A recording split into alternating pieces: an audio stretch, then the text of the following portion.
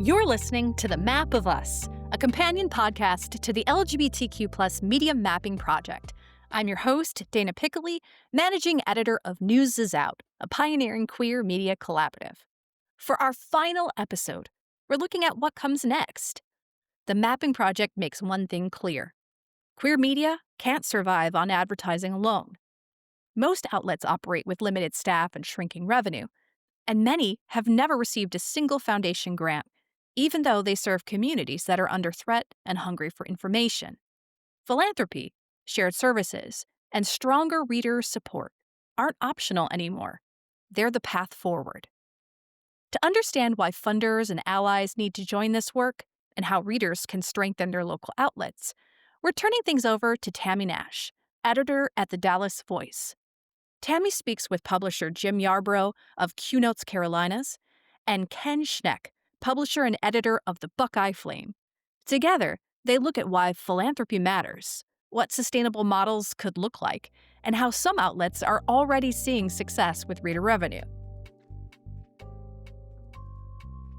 How long have you been involved in the whole idea of, getting grants, nonprofit grants or whatever for local LGBTQ news? Well, first of all, we're not nonprofit. We are for profit. Technically, No, I meant the legally- grants come from nonprofits. Oh, okay, yeah. But of course, that doesn't mean we make money. Right. But, Right. we've been involved about 5 or 6 years. Solutions Journalism Network came to Charlotte to put together a collaborative, and we were a founding member of the Charlotte Journalism Collaborative. Now, And what about Solutions? Solutions Journalism Network out of New York. Okay. And that's when we first learned more about grants. We started going to the Night Media Forum in Miami, Mhm. which Leo's gone for the last couple of years, and Mhm. Yeah. Trace has gone a few times from Chicago. And we were the only LGBTQ paper or publication down there at the forum for a number of years. But we learned then through Solutions Journalism Network, through CJC and Night, that we could still apply for grants even if we were technically a for-profit organization. So it's been instrumental to us the last several years.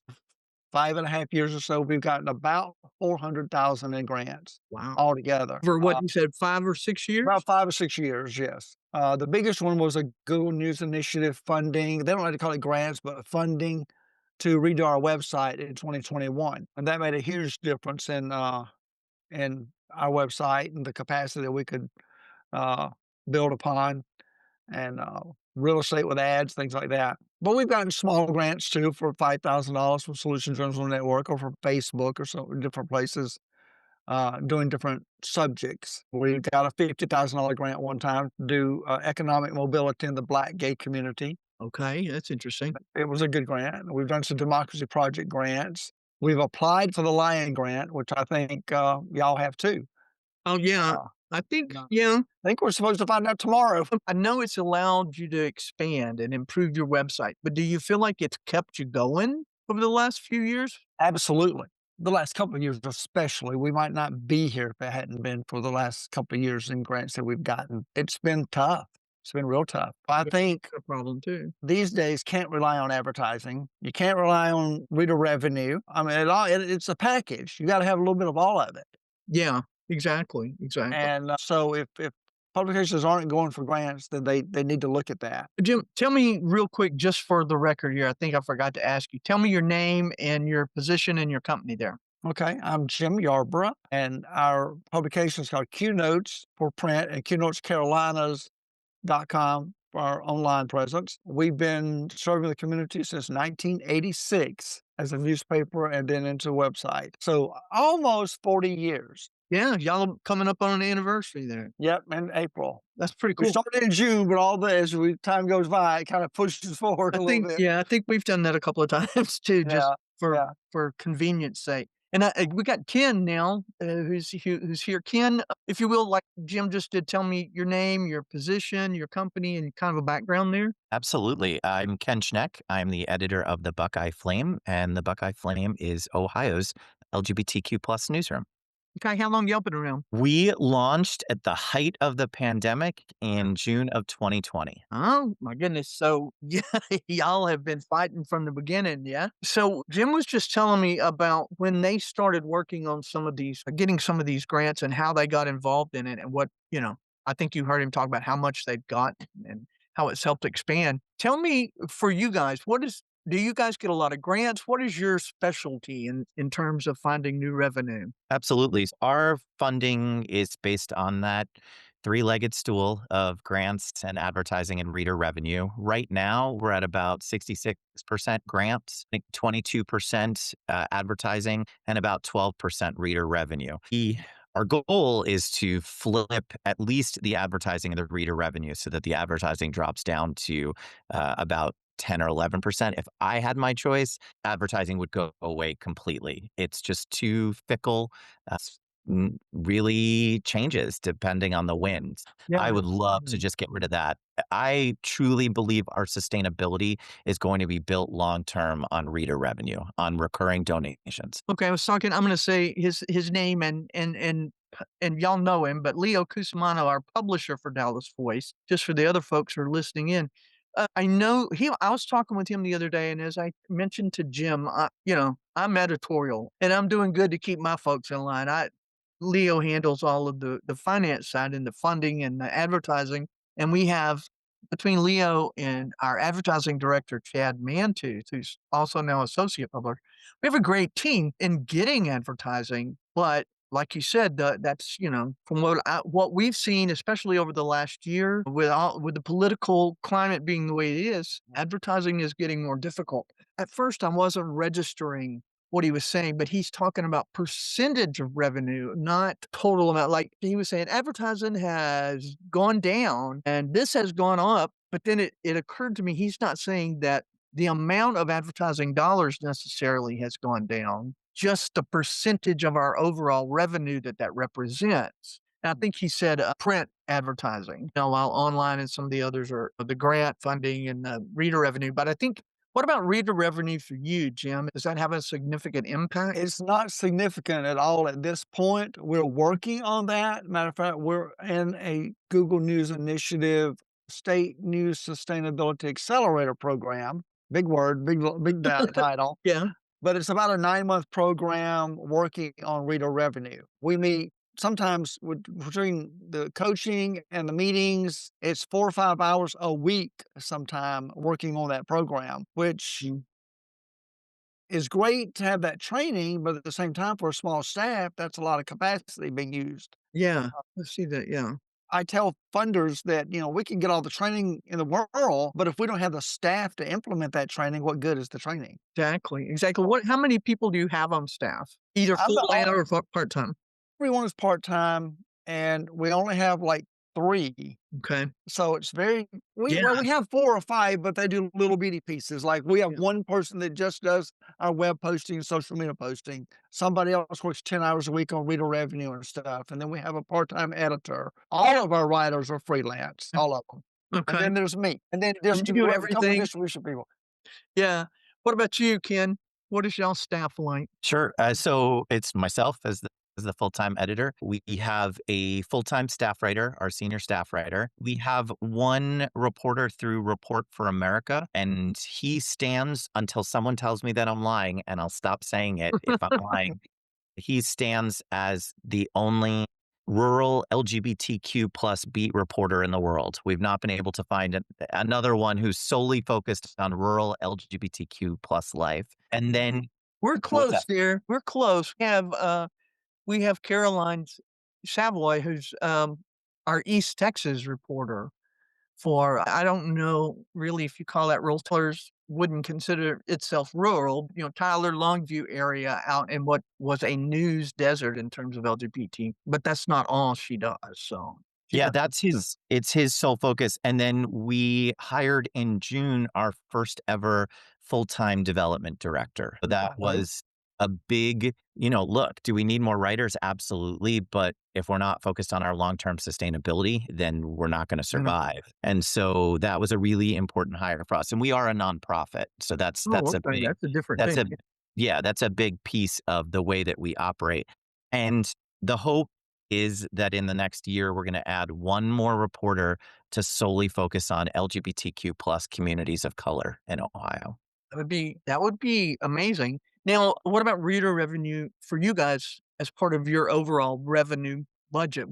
I think you said it's the smallest part, but is it something you're trying to expand? Oh gosh, yeah. So we now call them fireflies. So it's important for us to brand them with a name, and those are our recurring donors. And it can be a tough sell, right? Because Mm. we will never have a paywall. There will never be anything standing between, as a nonprofit, our readers and the content. And so people who are giving recurring donations aren't really getting any perks other than a really beautiful sticker and a discount on merch and a listening session that they get to attend once a quarter. So it's mostly folks who are just dead set on supporting our mission. Ohio has had a really rich history of LGBTQ publications, dozens and dozens and dozens of them over the years.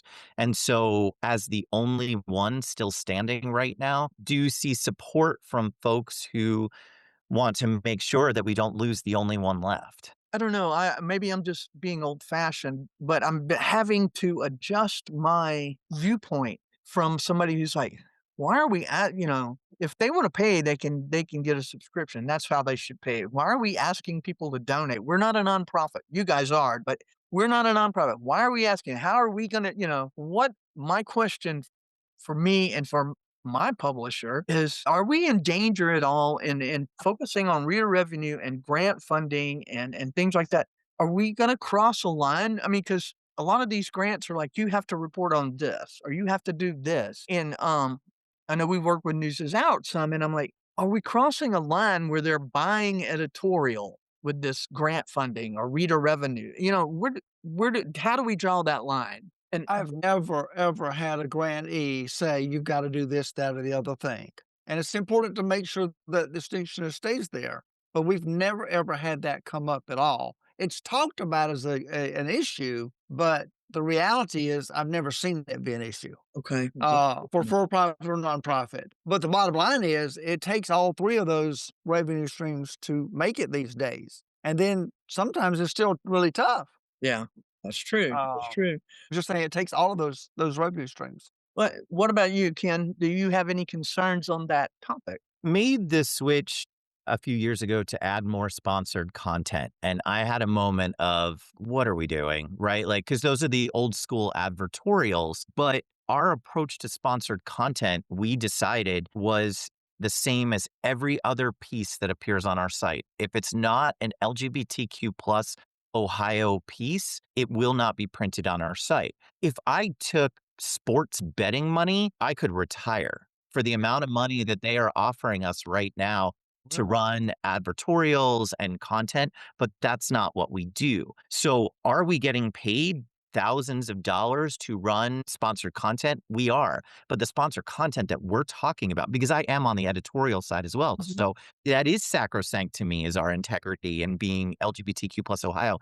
But our sponsored content is more about a Black lesbian who has been a caregiver for 3 generations of her family with Alzheimer's, sponsored by the Alzheimer's Association, or a piece from a local healthcare organization, Neighborhood Family Practice, on the importance of trans men getting mammograms. That's perfect for us. It's stuff we would have run anyway, but we don't have the capacity. If I had $1 also for every time I said we don't have the capacity, I could also retire. And so with their sponsorship, we're able to dedicate the resources to make sure that those pieces happen. Yeah, we go even further. It's not even just about the ads, but it is about specific content. But that's where we have to draw the line in the sand and say, no. This has to be consistent with everything else that we do. I actually wrote that piece on the Black lesbian caregiver, and my mom said, that's one of the best pieces you've written. And I'm like, really? It was sponsored content. But then I remember, no, wait, that's okay, because we treat it with the same reverence that we do everything else. We have that same rule. It doesn't have to be North Texas or Texas specific, but the same rule, but it's got to have an LGBTQ angle to it before we will use. But I'm telling you what, the twists and turns some of these folks can take to try and make something LGBTQ specific that really isn't. But I think, Leo's real good. He handles all that. And like I said, I don't think of it as editorial so much, but yeah, we've started getting more of that, and we do have that rule too. Every bit counts. when it comes to that bottom line. I get pitches all the time, emails, we want to post things on your site stuff, and I don't even respond to them. We get so many. I just don't have time to look into them to try to weed out what's real, what's not, what's healthy for us and what's not. I don't even have time. I make Leo do all that. I just Wait, can I make Leo do all that? Because I would like to make Leo do all that. Okay. He's very dedicated. But, yeah, okay, I'm gonna ask both of you, just kind of wrap up for me, in turn. Jim, go first for me. Just kind of wrap it all up about the whole idea of this three-pronged revenue approach and why especially LGBTQ media have to do this. And Ken, when he's done, I'm gonna get you to do the same thing from your perspective. Well, as the publisher and editor of QNotes, and we've been here a long time, almost 40 years, it's with the political climate the way it is now, it's more important for us to be here than it has been in a long time. It's just vital for our community. We need trusted local LGBTQ news, and it takes everything we can find to make it work. So reader revenue is paramount to make it work, but so are grants, so is the advertising side too. We need all of it. And for us right now, that's still a stretch. It's tough, but we need to be here. My thing right now is just, get through the midterms next year, a year from now, because we've got to make some changes. Yeah, absolutely. And it's going to take everything we can do to get there. How would you advise other LGBTQ media or even non-LGBTQ small media? Where would you direct them to learn about really getting into this? Look at the organizations that support media like Lion, like Knight Foundation, like Solutions Journalism Network in New York, and there are others, Independent Media Association. Look at these groups. We're a member of some of them, not all of them. We can't afford to join all of them. Yeah. We are a member of Lion, and we go to the Media Foundation Forum in Miami every year. Thanks to Knight Foundation, they pay for CJC's web people to go. Look at the organizations, see what they offer, because there's a lot of help out there. Okay, Ken, now you're coming from a nonprofit standpoint. Jim and I are both on the profit side.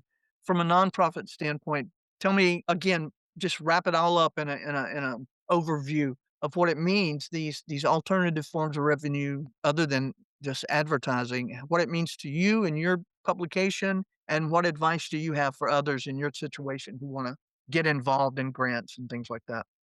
I think two pieces spring to mind immediately. Just even hearing Jim talk, I'm reminded that we really need to do more to work together more as different publications, because there's nothing that Jim said that doesn't resonate with the experience that we're having in Ohio.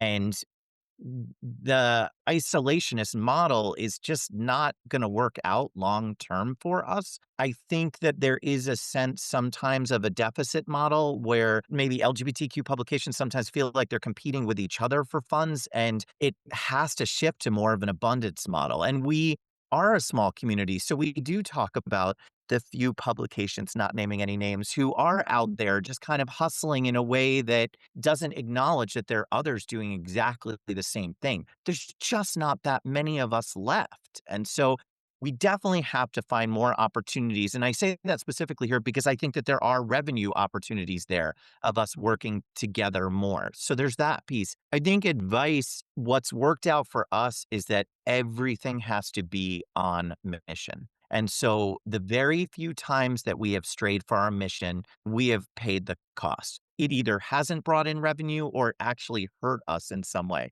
I'm thankful it's only a handful of times over the past 5+ years, but everything we do, including on the revenue side, has to be mission specific. We can't overpromise. We have to, right? Our mission is to amplify LGBTQ plus Ohioans. Well, that also means not treating our recurring donors like they're an ATM machine, and really doing solid donor stewardship of validating their experience and reaching out to them. So that's part of our mission, and it should extend to the revenue side as much as it does to our editorial side. Okay. Anything else either of you want to add before we sign off? I wish I had more time. I'm good. Thank you for doing this. And Thank you. I Good seeing appreciate you, it. Jim. Good seeing you, Tammye. Good to see y'all. Good to see y'all. Hope to keep in contact better, okay? Absolutely. Great. Okay. Great. Before we wrap, We want to thank our partners supporting this work. The LGBTQ Media Mapping Project was funded by the John D. and Catherine T. MacArthur Foundation, with support from the Craig Newmark Graduate School of Journalism at City University of New York, Local Media Association, and News is Out. To learn more about the Media Mapping Project, visit newsisout.com. Special thanks to Ken Schneck of the Buckeye Flame for the use of his podcast platform. We couldn't have done this without him. A big thank you to Tammye Nash and today's guests for helping us look ahead. And the hugest of thanks to all the reporters, editors, and guests who joined us on this journey. On behalf of the entire News is Out team, thank you for listening. If this series gave you new insight into queer media or the people who produce it, please share it with your networks. Every listener and reader helps strengthen the work and the outlets that keep our communities informed. We'll see you in future conversations. And that's it for the Map of Us.